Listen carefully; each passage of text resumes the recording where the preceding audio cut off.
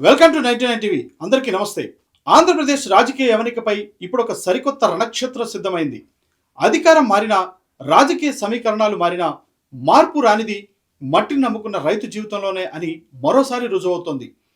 గతంలో రైతు రాజ్యమని నినదించిన గొంతుకలు ఇప్పుడు రోడ్డెక్కాయి. ఈ క్రమంలో రాజకీయ వర్గాలను, సామాన్య ప్రజలను ఉలిక్కిపడేలా చేస్తూ ఒక హై డ్రామాకు తెరలేచింది. ఆ డ్రామాకు కేంద్ర బిందువు మరెవరో కాదు, మాజీ ముఖ్యమంత్రి వైఎస్ జగన్మోహన్ రెడ్డి. ఒకప్పుడు రైతు భరోసా కేంద్రాల ద్వారా పల్లెల ముంగిటికే పాలనను తీసుకువెళ్లిన జగన్ ఇప్పుడు అదే రైతుల కోసం రోడ్డెక్కి నిరసన తెలపడం ఒక అనూహ్యమైన పొలిటికల్ థ్రిల్లర్ను తలపిస్తోంది. రాష్ట్ర వ్యాప్తంగా సాగుతున్న ధర్నాలు, నిరసన వేదికలు ఇప్పుడు ఒకే ప్రశ్నతో దద్దరిల్లుతున్నాయి. రైతు భరోసా గోవిందా అనే నినాదం కేవలం ఒక పొలిటికల్ స్లోగన్ కాదు, అది లక్షలాది మంది అన్నదాతల గుండెల్లో రగులుతున్న ఆవేదన. పెట్టుబడి సాయం అందక, విత్తనాలు దొరక్క, అప్పుల ఊబిలో కూరుకుపోయిన రైతుకు ఇప్పుడు ఒక భరోసా కావాలి. ఆ భరోసా ఇవ్వాల్సిన ప్రభుత్వం మౌనంగా ఉంటే ఆ మౌనాన్ని చీల్చుకుంటూ జగన్ రంగంలోకి దిగారు. ఈ మొత్తం వ్యవహారంలో ఒక ఆసక్తికరమైన దృశ్యం ఆవిష్కృతమైంది. ఎప్పుడు భారీ కాన్వాయ్లు, పటిష్టమైన భద్రత మధ్య కనిపించే నాయకుడు ఇప్పుడు ఏ హంగులు ఆర్భాటాలు లేకుండా నేరుగా రైతుల మధ్యకు వెళ్లారు.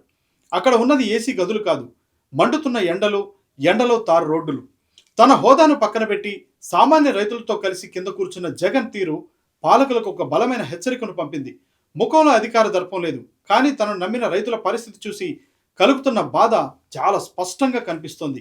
ఇది కేవలం ఫోటోల కోసం చేసిన హడావుడి ఏ మాత్రం కాదు, వ్యవస్థను కదిలించడానికి చేసిన ఒక వ్యూహాత్మక దాడిలా కనిపిస్తోంది. జగన్ తన ప్రసంగంలో పాత రికార్డులను తిరగదోడారు. ప్రకృతి వైపరీత్యాలు వచ్చినా, వర్షాలు లేకపోయినా రైతుకు పెట్టుబడి సాయం ఆగకుండా అందించిన రోజులను ఆయన గుర్తు చేశారు. ఆ మాటల్లో ఒకప్పుడు పాలకుడి గర్వం కంటే నేటి రైతుల దీనవస్థ పట్ల ఆవేదన ఎక్కువగా ధ్వనించింది. పంట నష్టపరిహారం నేరుగా రైతుల ఖాతాల్లోకి చేరిన వైనాన్ని, రైతు భరోసా కేంద్రాల పనితీరును ప్రస్తావిస్తూ ఇప్పుడున్న పరిస్థితిని ఆయన నిలదీశారు.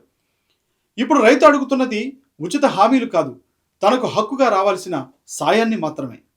ఈ ధర్నా ప్రాంగణంలో ఒక వింతైన వాతావరణం నెలకొంది. అక్కడికి వచ్చిన రైతులు తమ కష్టాలను చెప్పుకుంటూ కన్నీరు పెడుతుంటే, జగన్ వారి భుజం తడుతూ నేనున్నానని భరోసా ఇవ్వటం చూస్తుంటే ఇది కేవలం రాజకీయ పోరాటంలా కాకుండా ఒక భావోద్వేగమైన బంధంలా అనిపించింది. ప్రభుత్వం దగ్గర సమాధానం లేని ప్రశ్నలకు జగన్ గొంతుకగా మారారు. రైతు కన్నీరు పడితే రాజ్యం నిలవదు అనే సత్యాన్ని ఆయన పదే పదే గుర్తు చేశారు. రాజకీయంగా చూస్తే ఇది జగన్కు రీబ్రాండింగ్ లాంటిది. ప్రజల్లోకి వెళ్ళి వారి సమస్యలపై పోరాటం ద్వారా తన పాత ఇమేజ్ను తిరిగి పొందే ప్రయత్నం ఇది. అయితే క్షేత్రస్థాయిలో పరిస్థితిని చూస్తుంటే రైతులకు ఇది ఒక ఆశాకిరణంలా కనిపిస్తోంది. రాష్ట్ర వ్యాప్తంగా నిలిచిపోయిన పథకాలు, ఆగిపోయిన పెట్టుబడి సాయంపై పోరాడటానికి రైతులకు ఒక బలమైన అండగా జగన్ రూపంలో దొరికినట్లయింది. ముగింపులో చెప్పాలంటే ఈ పోరాటం ఇక్కడితో ఆగేది కాదు, ఒక సుదీర్ఘ రాజకీయ సంగ్రామానికి నాందిగా అవుతుంది. మట్టి మనుషుల పక్షాన నిలబడతామని చెప్పే నాయకుడికి, మౌనంగా ఉన్న ప్రభుత్వానికి మధ్య జరుగుతున్న ఈ యుద్ధంలో అంతిమ విజయం ఎవరిదనేది కాలమే తేల్చాలి.